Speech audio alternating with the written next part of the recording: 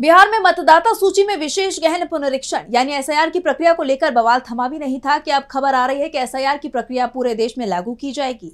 इसके लिए चुनाव आयोग के जरिए राज्यों को पत्र भी जारी कर दिया गया है और इस प्रक्रिया का पूरा शेड्यूल भी सामने आ गया है। तो क्या है चुनाव आयोग की प्लानिंग, जानेंगे इस रिपोर्ट में। चुनाव आयोग एसआईआर को पूरे देश में लागू करने की तैयारी में है और अब उसने इसकी जानकारी सुप्रीम कोर्ट में दी। चुनाव आयोग ने सुप्रीम कोर्ट में बताया कि उसने बिहार को छोड़कर सभी राज्यों और केंद्र शासित प्रदेशों के मुख्य निर्वाचन अधिकारियों को मतदाता सूचियों के विशेष गहन पुनरीक्षण यानी एसआईआर के लिए प्रारंभिक कदम उठाने के लिए पत्र जारी किया है।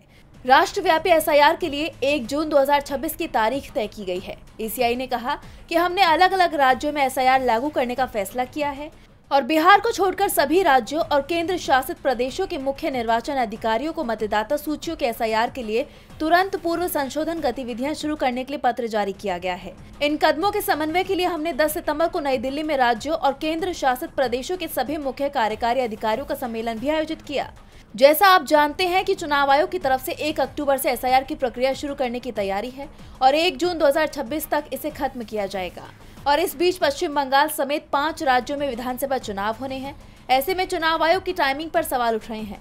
चुनाव आयोग की मंशा पर भी सवाल खड़े हो रहे हैं। विपक्ष तो कहता आ रहा है कि चुनाव आयोग इस प्रक्रिया के जरिए वोटों में धांधली कर रहा है, जिसके खिलाफ विपक्ष ने मोर्चा खोला हुआ है। ऐसे में विपक्ष के विरोध के बीच चुनाव आयोग इस प्रक्रिया को पूरे देश में लागू कर पाता है या नहीं, ये देखना होगा। डीबी लाइव की रिपोर्ट।